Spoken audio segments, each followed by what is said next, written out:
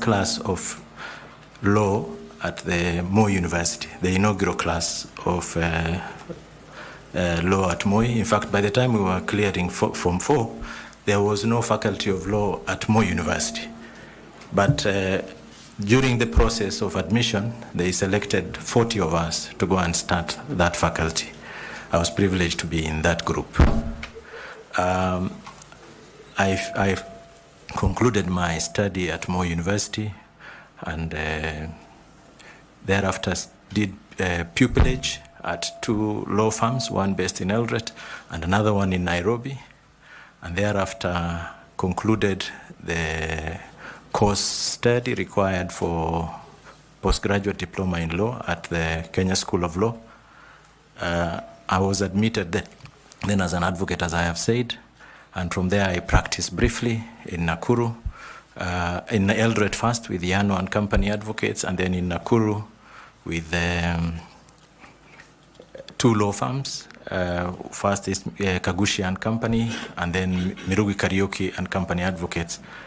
In between this practice, before I joined practice, when I was still awaiting admission, I served as a legal assistant at the Kerio Valley Development Authority. I have had a distinguished career in the judiciary, where I joined as a district magistrate. They call them the district magistrate of the second class professionals. I started my career at Nkubu Law Courts.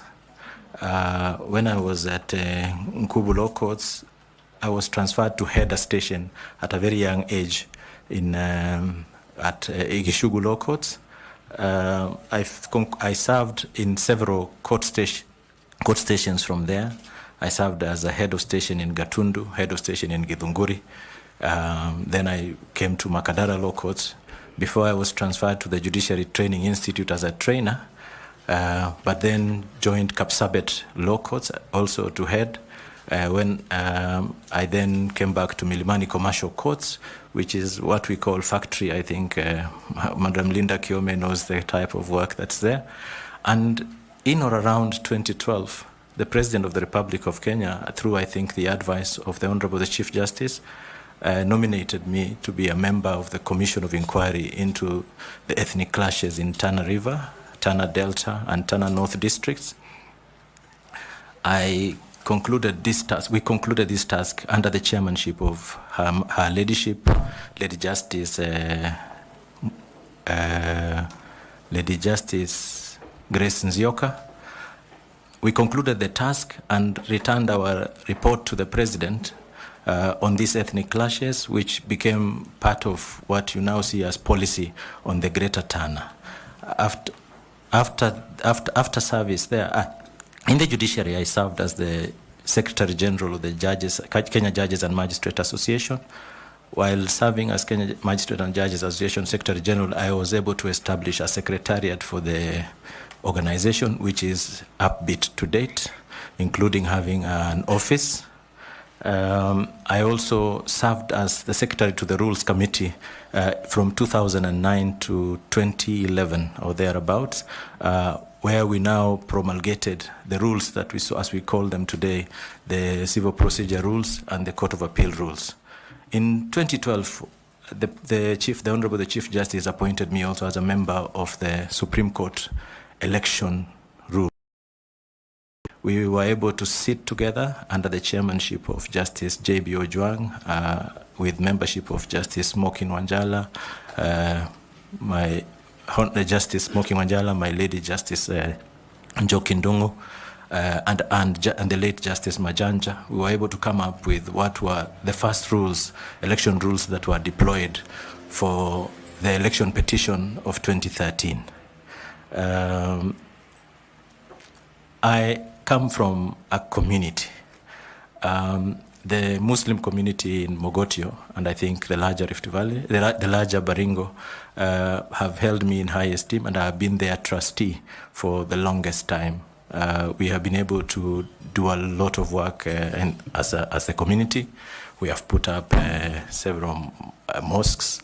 We have been able now to put up water for use by these mosques and alleviate certain things about school fees and things for our Muslim community within Mogotio. Basically, I do not want to speak about the good things that I have done as a Muslim because I expect my reward to come from God.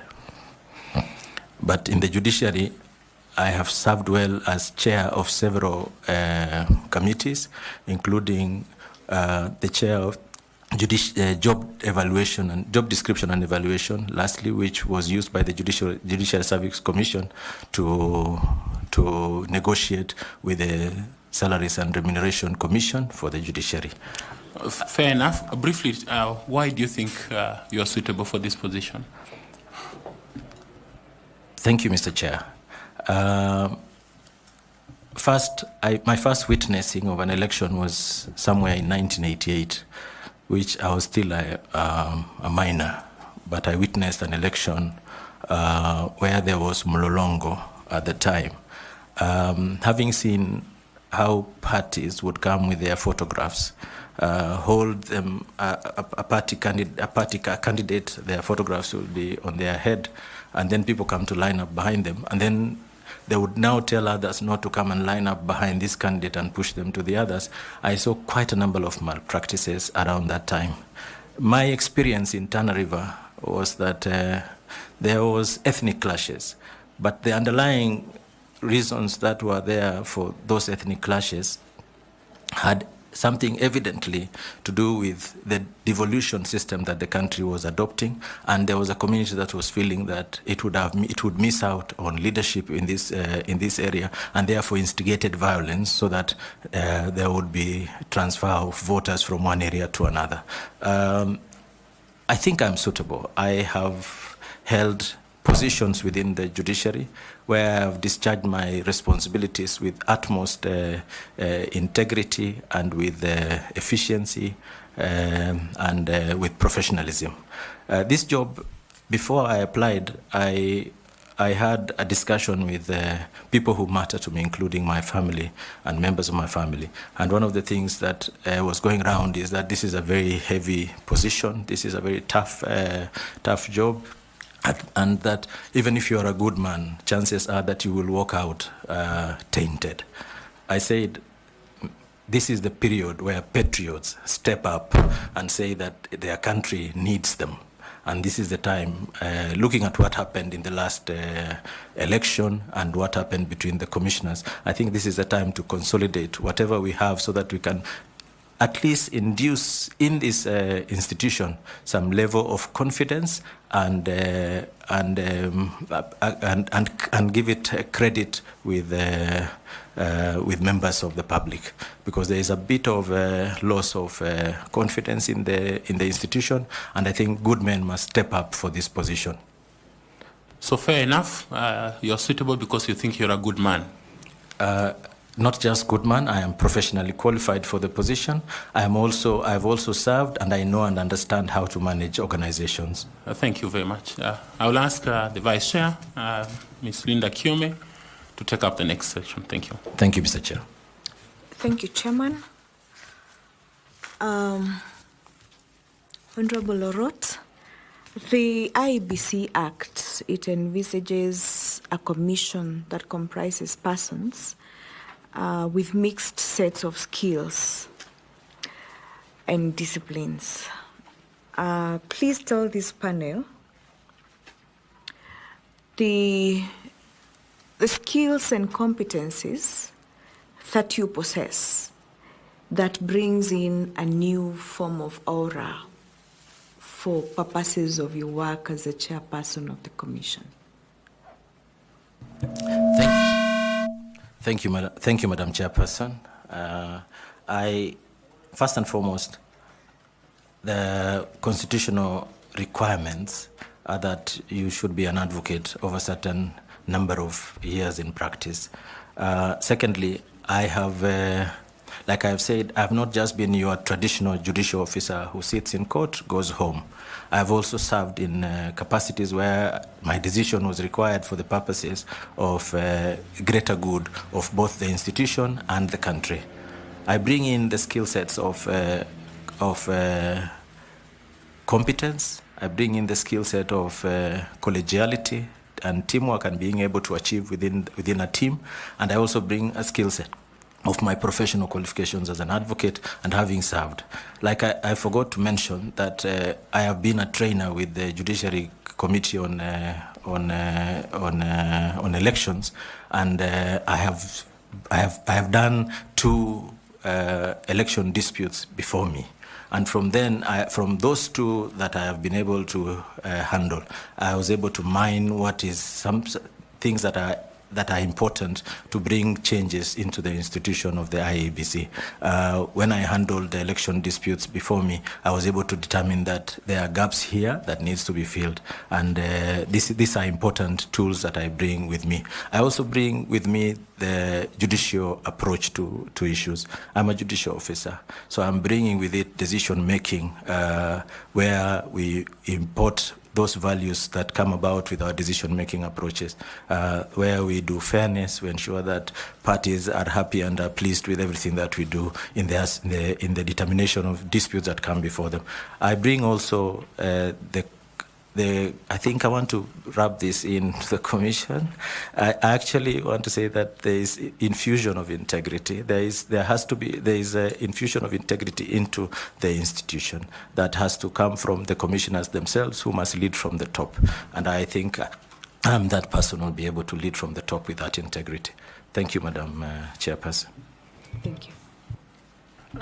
Did you say you have any other training other than your legal and law training? Yes, Mr. Chairman. I am a continuing student of Masters in International Conflict Management. The only thing that I think remaining for me to conclude that is deliver my report. I had a discussion with my supervisor in early January, and I'm able to complete this so that by September I'll be able to graduate. And the reason it has delayed particular masters is because first I felt sick in the beginning when these issues when I concluded the coursework, and then thereafter I took up a task to do an interrogation of the conflict between the Pokot and Turkana, because it is home to me, and there are dynamics that are changing every single day, so I keep changing and reviewing my position on certain things. Thank you very much. Next, I would like to ask member of the panel, Madam Caro Kituku, to take up and ask you some questions. Caro. Thank you very much, Chairman. Honorable Lorot, you have told us that you have not been a traditional judicial officer, in your own words, quoting you. The IBC chairperson is expected to have a legal background, which you have. So now please tell us, as a judicial officer, how have you contributed or been involved in elections or any electoral matters?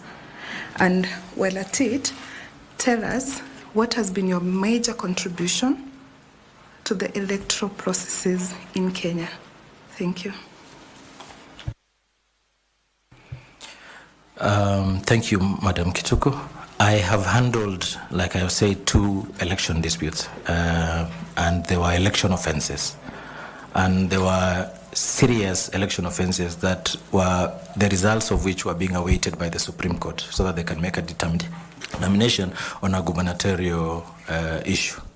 And in the process of going through this election dispute that I handled, I was able to find gaps in the IEBC processes. For example, it was evident to me that those people who were charged before me, some of whom were IEBC officials, had one or two of them had been charged because they had forgotten and put every document inside the ballot box. So the ballot box could not be opened. There are documents that they are not supposed to put in the ballot box. So some had placed everything in the ballot box, and that raised suspicion that this ballot box is needed now to be reopened so that those things could be removed. And the suspicion on the candidate that lost was that this was intentional, and that there was stuffing of ballots, so that there was no scrutiny of the unused ballot papers. I think from here, I was able to find out that fatigue is a critical issue that affects election processes, and somehow IEBC as an institution has to create a policy on how they relate to this issue of fatigue during the electioneering process. Secondly, like I said, I was selected as one of the trainers by the Judiciary Committee on Elections to train my colleagues, and through a team, we were able to train our colleagues in the preparedness for election. When I was Secretary General of the Kenya Magistrate and Judges Association, this was between the year 2009 and 2013. And in the year 2009, there was a petition. There were petitions that were ongoing from the 2007 election cycle. And from this cycle, we were able to note that one of our judges, Justice, now President of the Court of Appeal, Justice Musinga, was able to handle a petition in Kisii within 6 months. And then we said, if it can be done, then it's something that we are able now to create the timelines for it and then make proposals for it. So this is how, as a Kenya Magistrate and Judges Association, we are now able to now drive the effort that our colleagues and every one of us is able to conclude election petitions within 6 months. Secondly, I forgot to mention that I was representing the judiciary during the writing of the Constitution. The Committee of Experts needed to consult with a group called the Reference Group, which incorporated professional bodies and other bodies of interest to the country, like TSC and others. So, Kenya National Union of Teachers and others. And in this process, when writing this constitution and those aspects on the election, I was able to make the contribution, having gone back to my electorate, which is the Kenya Magistrate and Judges Association, and finding out their views on how the election process should be and whether processes can be concluded within certain timelines.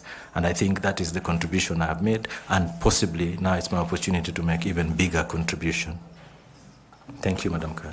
What is that you call bigger contribution?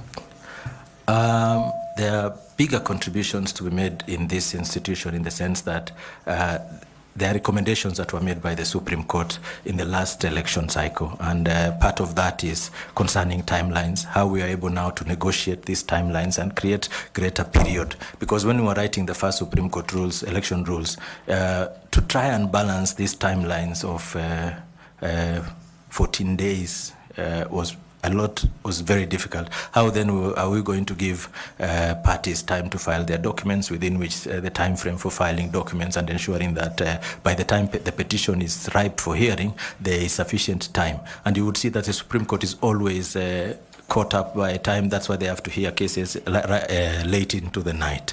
And we are all glued, and I think the tension in the country is even much there's gripping and much more difficult. Of course, there are those who enjoy the sessions, but I think it's important that the Supreme Court is given sufficient time. So one of those would be that timeline. The second one would be the corporate governance of the IEBC, how we are able now to ensure that it has a face for itself, that it's able to have internal processes that are able to deal with internal issues, and also to create better ways of doing business as IEBC in internal.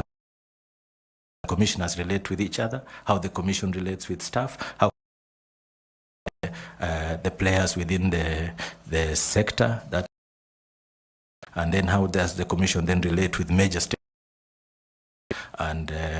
and the. Thank you, Madam Koki. Your questions. Thank you very much. Thank you, Chair. Lorot. Good morning, Madam Koki. And welcome. Thank you. Today.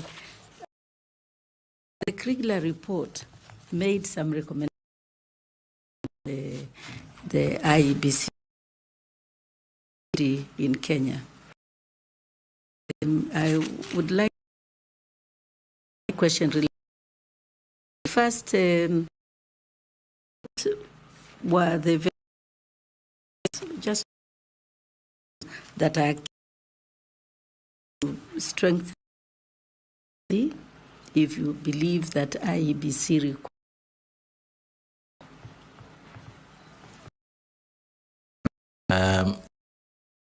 The report also, one of them was on the IEBC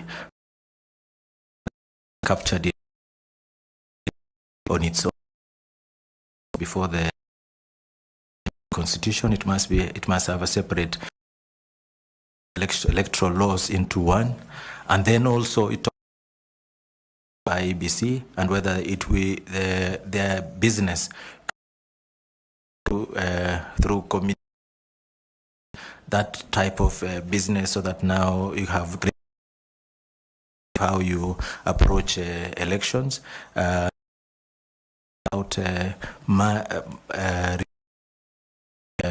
reduction of stricter timelines of timelines.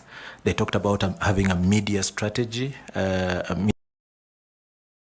It's not just because the election, so that Kriegler's committee were to review, and then there was a shut on other media houses, and I contribute us to what we saw as the 2007 election. Thank you very much, Chair. Thank you. I'd like to ask to kindly ask his questions. Thank you. And again, good morning, Honorable. Now, in the National Assembly's Public Accounts Committee, reviewing the Auditor General's report, observed that there were instances of in the functions of the CEO, chairman of IEBC.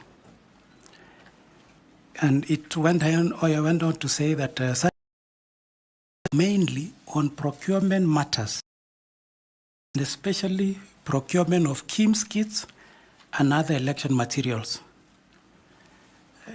You are aware that just, I think, a few weeks or last month, IEBC requested for a budget of 62 billion to procure and conduct elections for 2027. As the chair of IEBC, this position, how do you ensure that there is transparency in the operations and procurement of IEBC? Thank you. Thank you, Mr.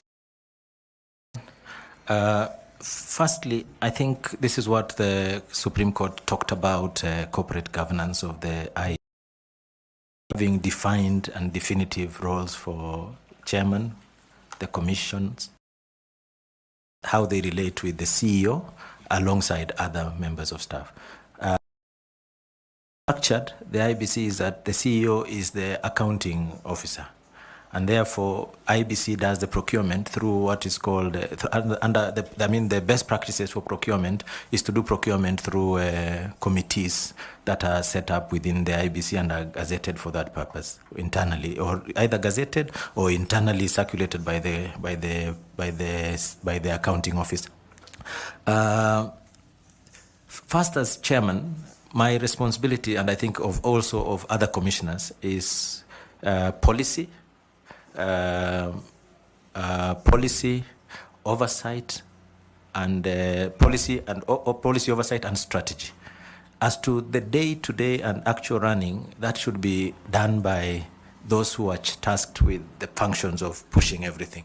So as chairman, we receive recommendations, so we approve what strategic guidelines are offered by the technocrats within the IEBC, because we will not all be technocrats or have the know-how on every bit and aspect of the electioneering process. So I think first and foremost is that to reduce this issue of conflict between chair and CEO on specific things like procurement, the only thing we give will be oversight and also directions that this is the type of things we need. This is how to be procured. But the participation of the chair in the procurement process, I think, would be faulty and wrong within the procurement laws. The chair can only give directions so that the CEO and others are able to function. This is what is expected of an institution, so that we have institutional framework where it functions with directions from the policy and oversight. Thank you. Okay, next I'll ask Evans Misati to ask some questions. Thanks so much, Mr. Lorot. Now, on the same forum on the issues of IEBC, the chairperson and the secretariat, you have said that the commissioners have to provide oversight and directions. But you realize that the general public recognizes and the buck stops at the commissioners. But the people who are conducting the actual operations at the secretariat. So in your own view, what do you think should be done to make sure that the people, the buck stops at them, they have the control as much as we have that oversight and directions? So how do you define the working relationship, assuming you are given this position as the chair? How will you define the relations, or what structures will you implement to ensure that that is done? Thank you, Mr. Misati. You have correctly pointed out that we give the public looks at us as the ones who we are the face of the commission, and I think that should not stop. The face of the institution should be represented by the chair and the commissioners. That should not stop, because that is the face of the institution. But the institution functions through the secretariat. They are what we call support services. So what happens is that it is through creating defined roles. We have to go back. We have to go back. But if I'm appointed to, if the committee, the panel recommends that I become chair, one of the first things on the tray would be to ensure that these roles are clearly defined, and we get into the recommendations by the Supreme Court that we have clear guidelines on corporate governance. I'm sure there are documents by IEBC. I'm sure they have not been sleeping. They have been preparing these documents is to look at what has been happening and where there is gaps, how to now improve them. But the communication of everything about the commission should be left now to the chair, so that if there are issues that are for communication, the chair can delegate this function. But for communication of serious aspects of the commission should be left so that the public is aware we are procuring. When we say we are procuring, it's not that the chair is procuring. It is the commission that is procuring through various committees. You would have perhaps a chair of that committee for procurement would be a commissioner who is well versed in aspects of procurement or public finance. And therefore, when they are making the recommendations through their panel papers to the commission, it comes to us, and then we approve, or we make changes, or we say these are issues we now need to go and negotiate with finance so that there is disbursement of funds. And I think that is how a proper system works. Thank you. Thank you, Mr. Misati. In answering that question, you talked about various committees. Do you want to speak about those committees, whether they are existing or the ones that you think you come up with as a chair? I think there would be critical committees. I think I can't speak about the ones that are there or not, because I'm not sure at the moment what exists in the infrastructure of IEBC as committees. That would require insider information on the operations of the IEBC. But I think the best way would be to approach issues through committees. I think the ones that just come right into my mind would be a finance committee, a committee on legal, a committee on voter education, a committee on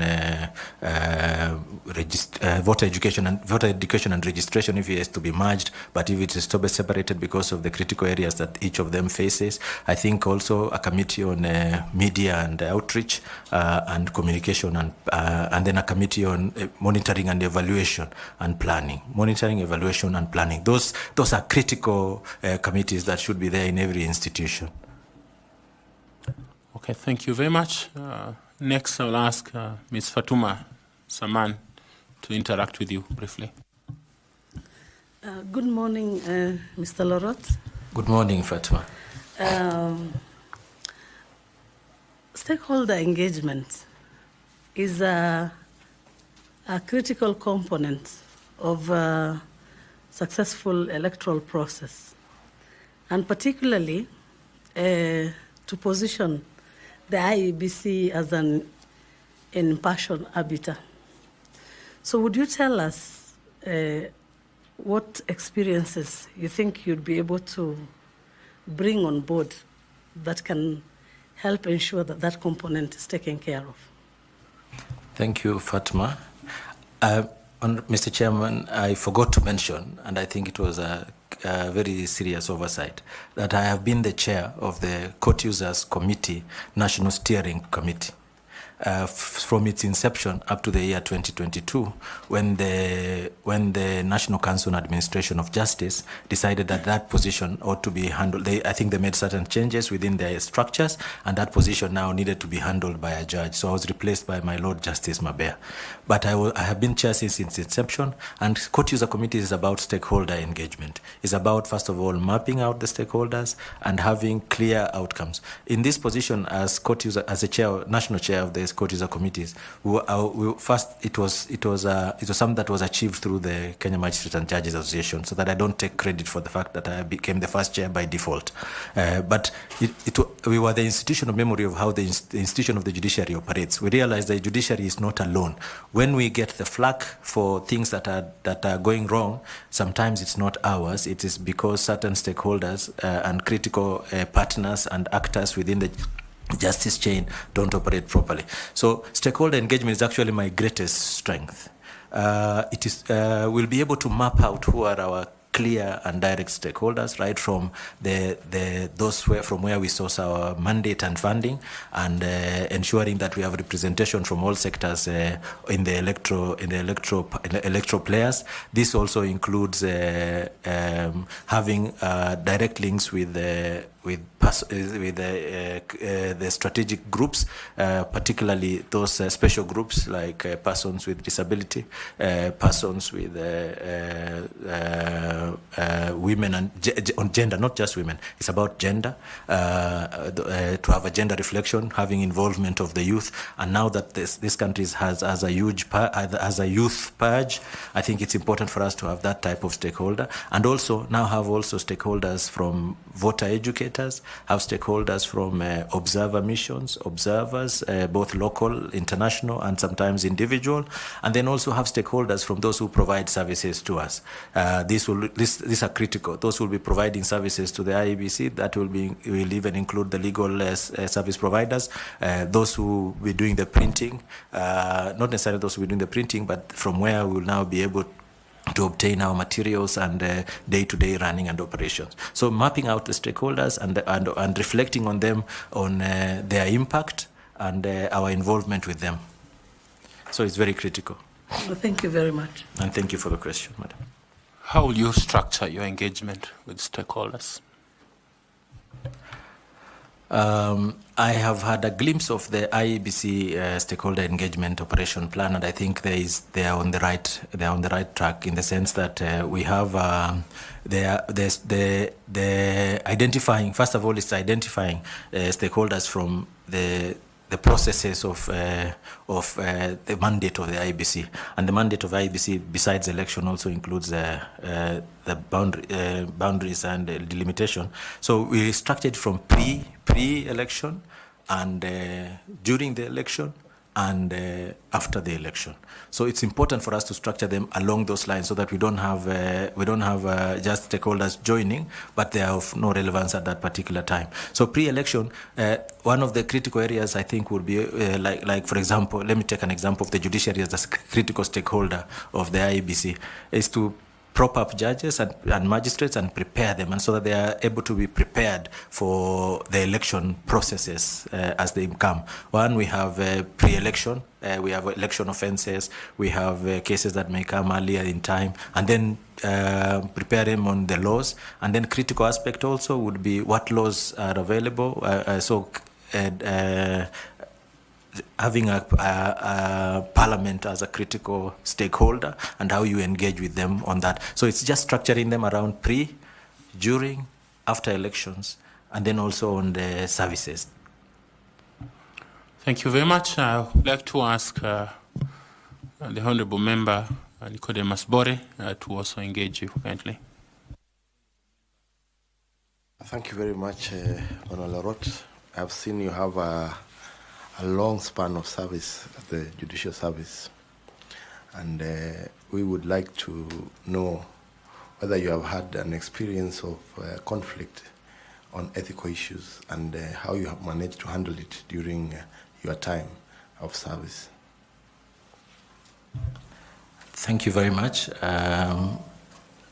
It is reported, when I appeared before the Judges and Magistrates Vetting Board, I reported, and I think I even had the judgment then, an advocate, I was handling a simple matter, I think, when I was in Milimani Commercial Court, and I think an advocate approached me in my chambers and said that he has been sent by his client, and I did not let him speak. I told him, it was pending ruling before me, the next day, so I asked him that he appears in court the next day, so that I read the ruling. He didn't appear, I forced him to appear.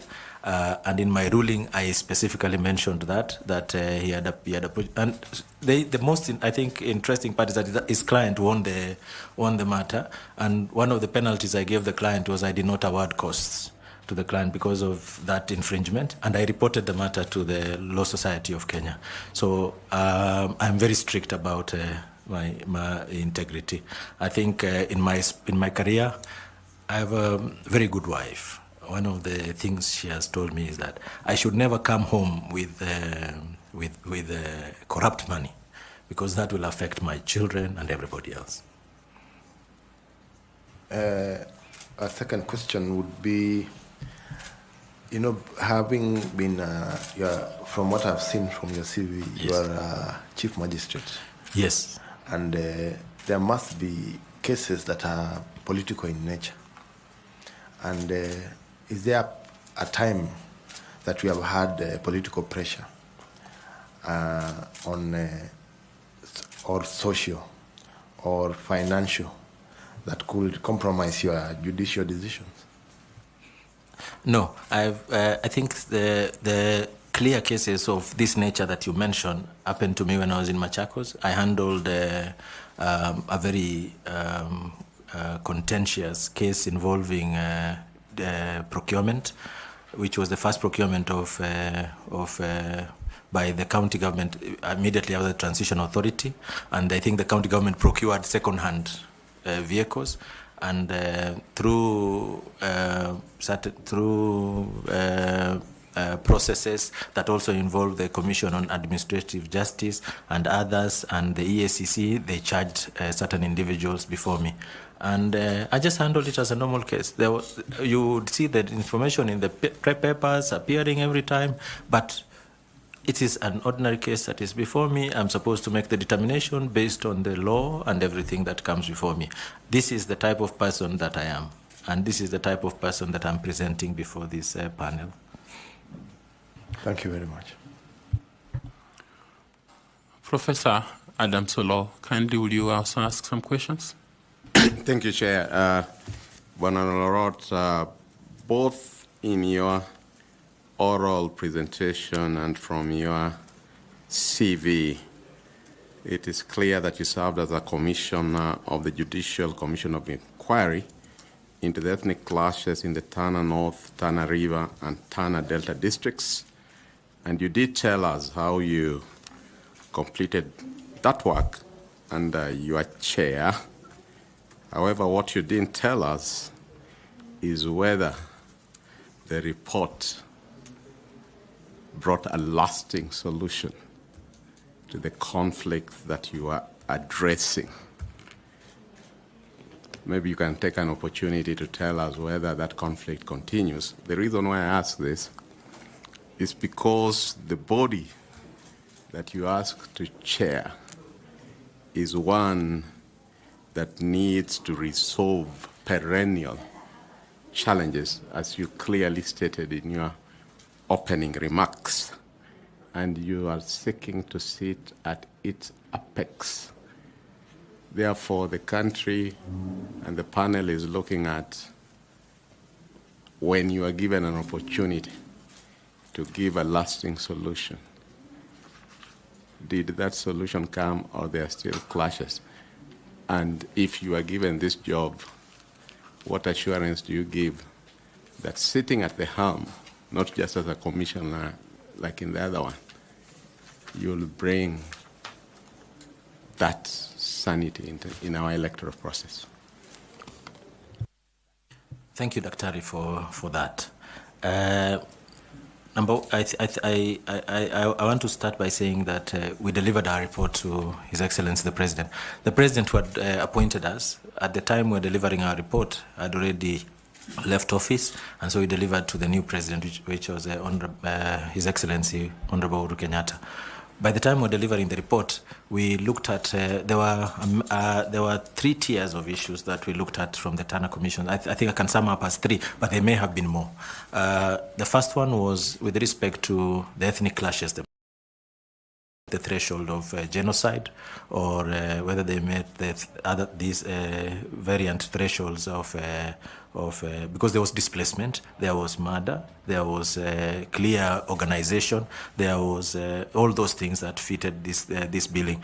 Then the next stage that we looked at were the perpetrators known. Fortunately, we had witnesses who testified before us, and from there we were able now to involve the Office of the Director of Public Prosecution to act on them, and charges were preferred. In fact, from our report, we had a separate report on those to be charged from the recommendations of the Commission. And those who were charged, the cases were ongoing in both Garsen and Malindi High Courts.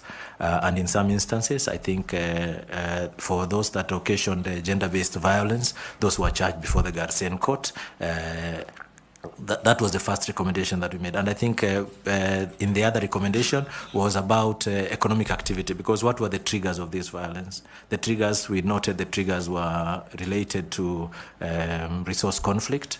They were also triggered by just inter-ethnic clash. There were communities that had never remarried.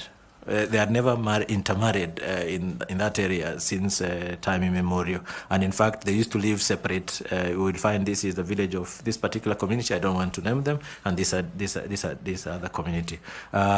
Whether our report succeeded is you can see one of the efforts that we tried to look at was the land structure and tenure in Turner.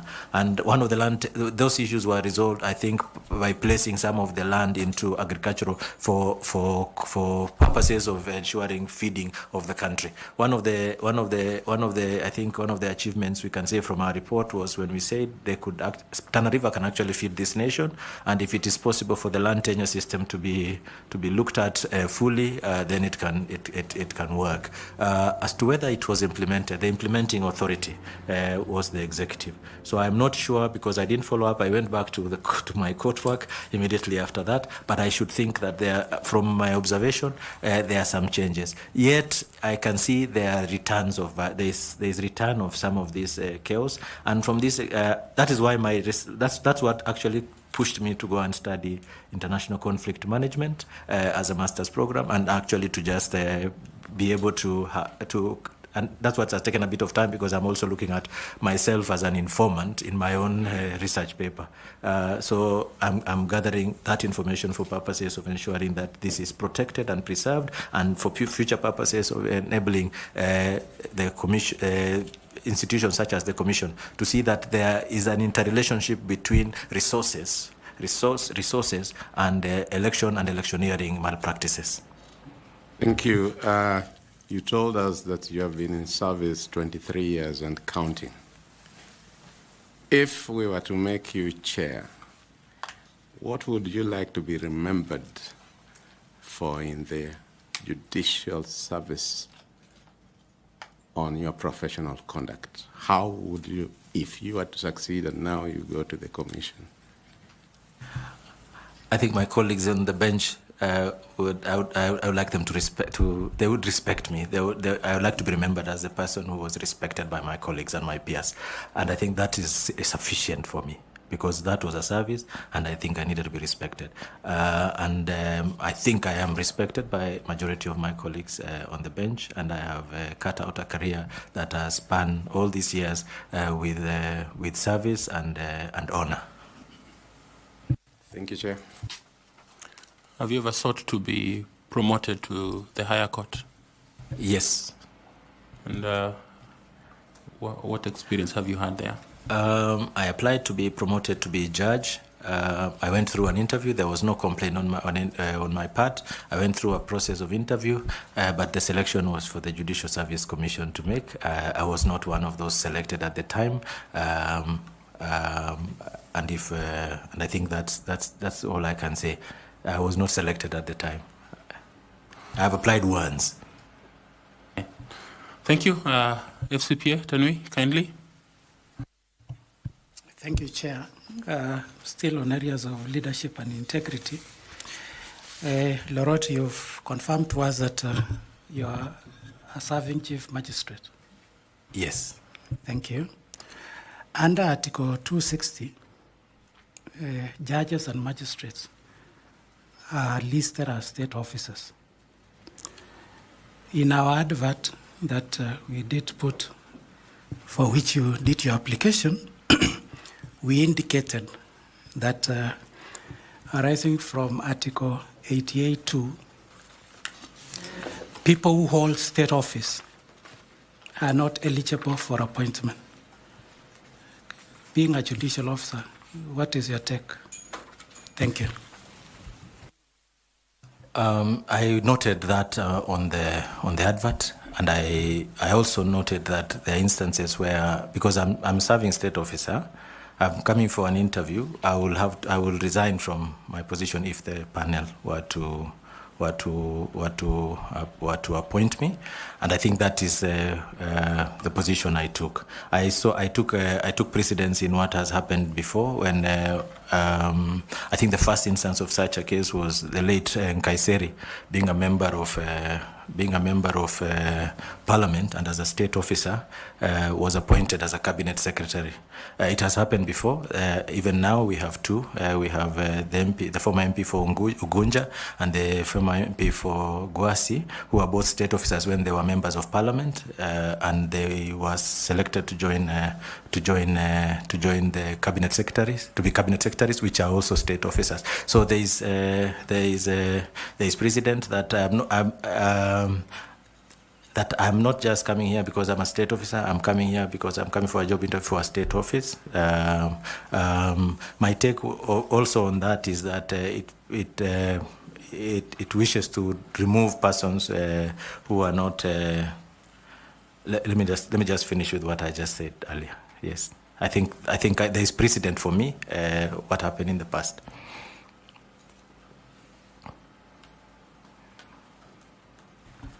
Thank you very much. So you think there is no conflict between who you are and what you are seeking to do? I do not think there's any conflict. Okay, thank you. And you will be ready to resign, that's what you're saying? Yes, I will be ready and willing to resign instantly, okay. Once confirmed. Thank you. Professor Adams, do you have some other questions you'd like to ask? Yeah, Bwana Lorot, you gave us a history that as a minor, you started becoming interested in elections, the Mlolongo, the famous or infamous Mlolongo in 1988. So I'll just ask you a general question because you seek to lead the IEBC, and therefore I believe you are very much aware of the electoral map of this country. How many constituencies are in Kiambu County?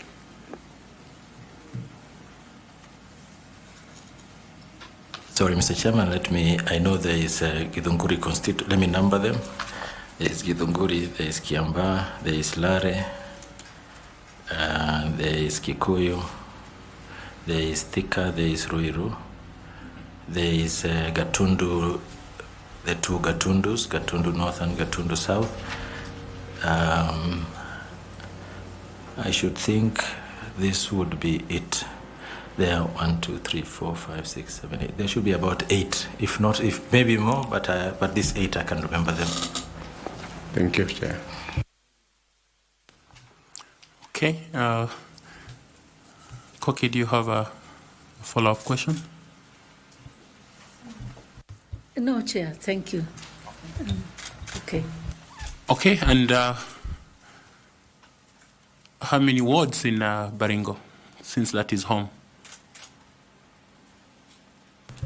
I'm from the lower part of Baringo. I'm from Mogotio, and I cannot hazard. I know that there are 3 wards in Mogotio constituency, but I cannot hazard the number of wards in the entire of Baringo.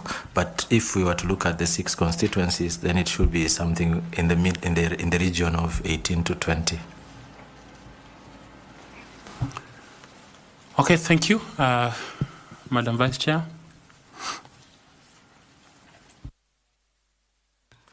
Thank you, Chair. Honorable Lorot, when your career is looked back on, what would you like to be remembered for in terms of integrity and professional conduct? Thank you, Madam Kiome. I presented before the commission the finding of the vetting and judges and magistrate board, and because this was also an analysis of career up to and including that period, and if you look at from paragraph 32, I don't know where the document is, but if you look from paragraph 32 onwards, you will see that by the time the vetting board was making a finding, it said that I am hardworking, I am forthright and honest, and I think that those will be the hallmarks of anyone who wants to be received in any career. And I think that's why I said it was a very humbling report. I actually asked my mother whether she can use the same terms on me, and because I'm her son, I will not reveal what she said. But I think it was very humbling. Thank you, Madam Kyo. As a magistrate, I presume that you experience difficult and dilemmas, issues coming to you to rule and to make judgment. Some maybe those that appeal to your emotions and things like that. How are you able to separate yourself as Abdulqadir Lorot so that you are able to serve your clients impartially? To be very honest, Mr. Chairman, it has taken time for that to evolve over a period. Because when I joined the judiciary, I was a fairly young man. I was unmarried. And then when you're married, and I think one of the incidences that took me by, I think, and I always remember, is when I worked in Gatundu Law Courts, and there was a minor, 2.5 years old, who could not testify because of age. And when this was a defilement case of a minor boy, I had my son then was around the same age. And when the testimonies were coming, I could only reflect on my son. So the distinction between personal emotions, it takes time to grow out of it, because these are emotional issues.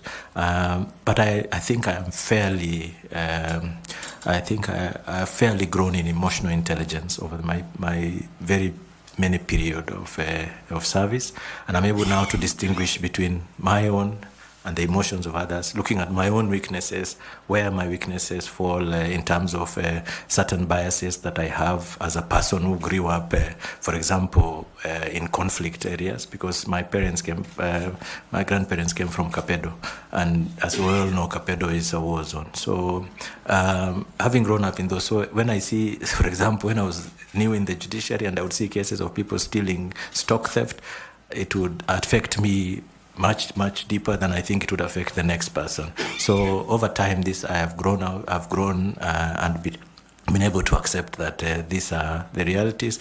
And now while I cannot they say that as judges, we are still, or magistrates, we are still human beings and products of our own society, products of our own biases. I am Muslim, for example, and there are certain tenets of Islam that may not be condonable. So I've been able to separate what are my own biases with what is before me. And this is possible to do. And I think that is the reason why I've been able to sustain myself in this position and grown from the position before over a period of time.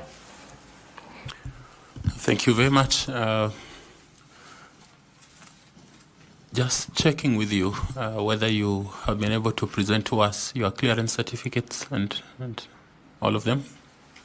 Yes, I have. I presented all the clearance certificates. In fact, there was someone to assist with all of them. There's a checklist actually that was prepared. Okay, thank you. Thank you very much. You have responded to our questions. I would like to thank you for your time and to appreciate that you have taken judicial diligence in responding to our questions and preparing for this interview. I don't know whether you have any question for the panel so that we could be able to engage. I think I do not have a question, just to appreciate you, Mr. Chairman, and the panelists. First, for out of all the applicants for shortlisting me, it's not a mean feat. I come from a minority community who have not been recognized for a long time, and I think this is a first. Secondly, I think I want to appreciate the fact that you have been very kind and very kind to me, and this has been a dialogue as opposed to an interrogation. So I really appreciate that, Mr. Chairman, together with the panelists. And I wish you well in your ventures as you continue to interview the rest of my colleagues who will appear before you. And I wish you grace. Thank you very much. We appreciate that you spend time. There's a bottle of water there. You can pick it as you leave. The Secretariat will support you if you need a cup of tea so that you can travel back. Did you say Naivasha? Yes, Mr. Chairman. Okay, please take our regards to the people in Naivasha. Please remember to pick your certificates so that you don't leave them with us. We appreciate. Thank you, Mr. Chairman. Asante. Thank you. Thank you.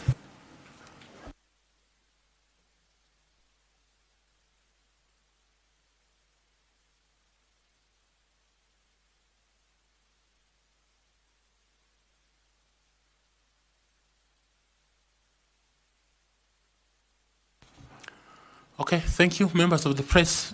Can I ask you to give us some time, if you don't mind, please? Yeah, you just leave your cameras, but so that you allow us to be able to, yeah. Yes. So they're disconnected. Yeah, but.